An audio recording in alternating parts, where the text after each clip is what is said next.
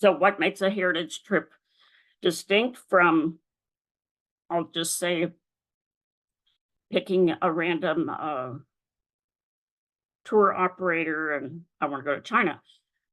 So this has been developed over some years by Louie, who handled so many adoption trips and had so many connections, still does, of course, connections with orphanage directors and so forth. And really, he's put together itineraries that are paced for family. There is some downtime because there is some emotional connection to the experience. So it's paced to allow for some, I'll say, processing time. It's very hands-on, it's very experiential. It's not just, okay, there it goes, kind of deal. Unique locations, um, and you'll see it later, like riding the bike on the city wall in Xi'an, making terracotta warrior samples or, small images.